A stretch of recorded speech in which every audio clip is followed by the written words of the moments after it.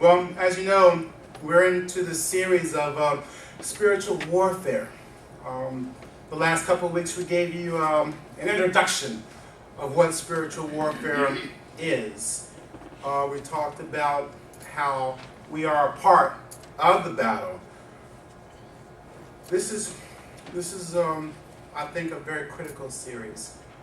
A very critical series, and one which we need to fully grasp and understand so that we won't fall into the traps of the enemy, so we won't fall prey to the enemy.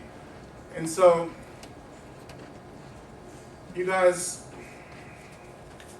just continue to abide and continue to pray for me as we delve into the nuts and bolts of what this spiritual warfare represents.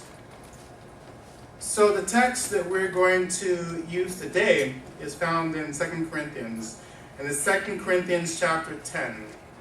2 Corinthians chapter 10, verses 3 through 6. It says, "For though we walk in the flesh, we do not war according to the flesh.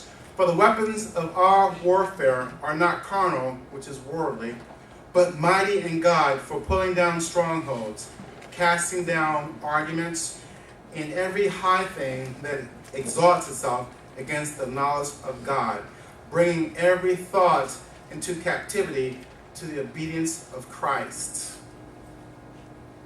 And if I wanted to summarize this warfare that we're in, this is it. This is it. This is the battle. This is the objective of both us and the enemy. To pull down strongholds and to cast down arguments and every high thing that exalts itself against the knowledge of God. Now, what I want to do is, first of all, take a look at verse 3. I want to take a look right now at the first portion of verse 3. And it says, "For though we walk in the flesh." That's pretty obvious, isn't it? I mean, that's pretty obvious that we walk in the flesh. Now, because we walk in the flesh, though, doesn't excuse us from our participation in this war according to how it should be fought. Now, again, when we go out in the streets, there's really no distinction between us and, I don't want to say the heathen, the unsaved, the unbelievers, okay? If there's an unbeliever in here right now, you couldn't distinguish him, all right? You wouldn't know that he was an unbeliever. Now, what is the difference between us and them? Well, not necessarily, because sometimes we have the same thoughts as them, you know? But the difference between us and them is that our spirits are alive, and their spirit is not. We have the same biological makeup, you know? From the surface, we have the same everything. There's no distinction. But the only distinction between us and them is our spirit is alive and theirs is dead. All right? That's the only difference. Though we walk in the flesh, we are different from them. And so as a result, the battle that we are engaged in, we are to fight it differently from them. Now, we got to understand that when we were born, reborn, saved, when our spirits became alive, we automatically became citizens of heaven and no longer citizens of the world. Though we walk in the flesh, we're different from them. Our citizenship is different from theirs. We belong to Christ, and as a result, we belong to his kingdom, although we walk in the flesh. Now,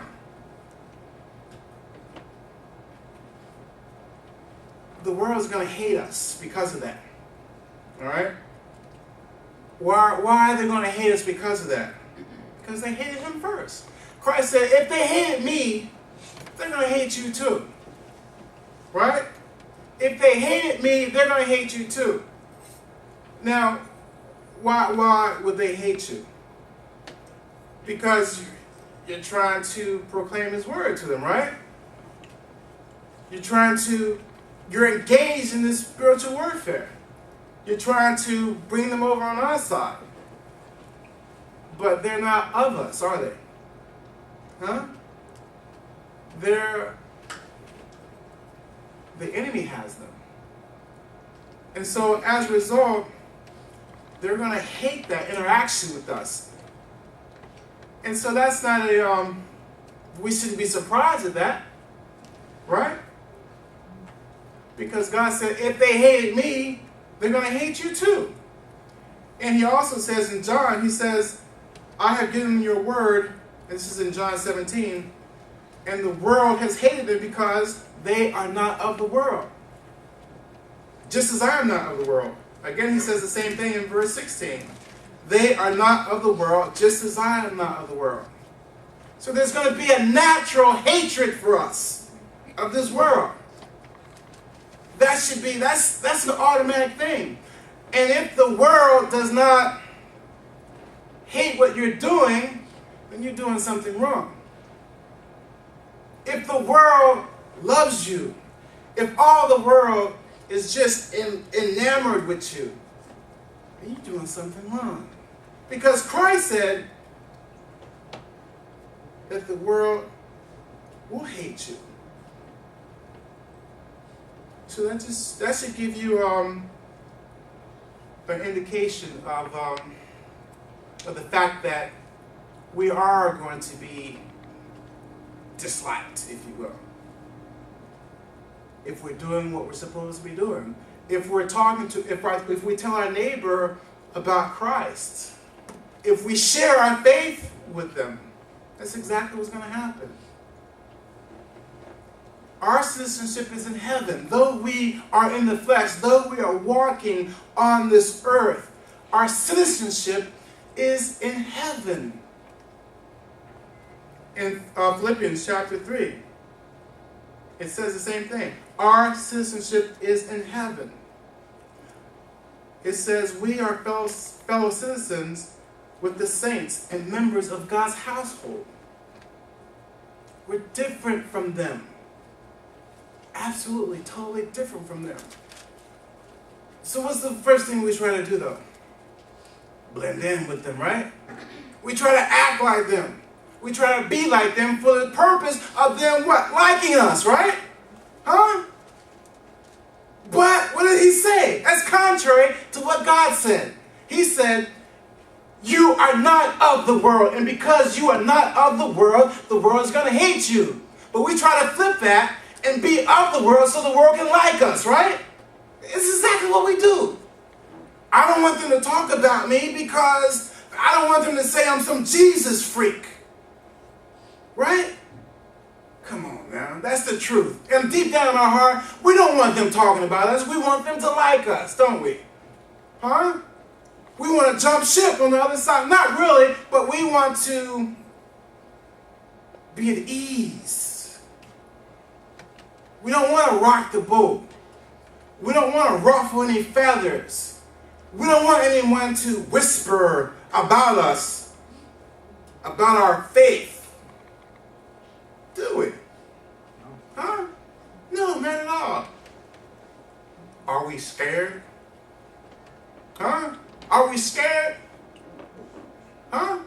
Yes. Yes. We scared of what? Rejection. We scared that the world that's going to hate us.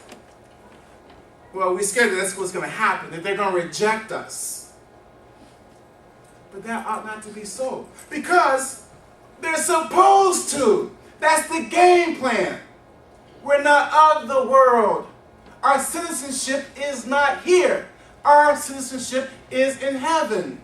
We are different from them. Absolutely, completely. Although we can't see it, we can't recognize it. But our differences are a spirit. So we're not like them. So, understand. Take away the fear. This is supposed to happen. It's supposed to be like this. They're supposed to shun us. They're supposed to hate us. They're not supposed to like us. So deal with it. Get over your fear. All right? Get over your fear and do what we're here to do. Remember what we said the first few weeks. We are engaged in this war. Make no mistake about it. We are part of this war. And remember, we can't stand in the middle. Because if we stand in the middle, guess what's going to happen? Bam, we're going to get hit in the crossfire. We're going to get it from both ends. So, make up your mind. We've already made up our minds. We've already said we choose the Lord. That's why we're here. Right? Amen. That's why we're here. Because we made up our minds. We choose the Lord. Right? And so, I just want to give you a little background information regarding what the world's going to think of you.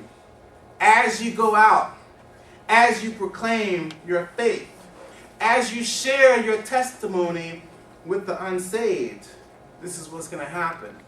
So don't think that something strange is happening. Don't think that you're doing anything wrong. All right? Don't think they just don't like you because of who you are. Well, that is true. They don't like you because of who you are. But it's supposed to be that way. And I gotta be honest with you. In my preparation, this was the furthest thing from my mind telling you this. This was the furthest thing from my mind. I had no intention whatsoever of sharing that with you. I had no intention of having that be part of the message. But apparently, it's necessary because I know you have that fear. I know you have that fear of telling your buddies that aren't saved, particularly if you're in a crowd, particularly if you're surrounded by them, that you need Jesus. Why don't you come to church? We got more room now. Come on. All right? Come on. We got more room for you now. Come on and join us. That's necessary. That's what we got to do. And that's part of our warfare.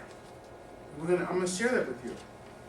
Because it says in 2 Corinthians chapter 5, it says, we are ambassadors for Christ, as though God were pleading through us. That's who we are. Because we're not citizens of this world, because our citizenship is in heaven, we become ambassadors of heaven, as though God himself was making his plea through us. That's how it is.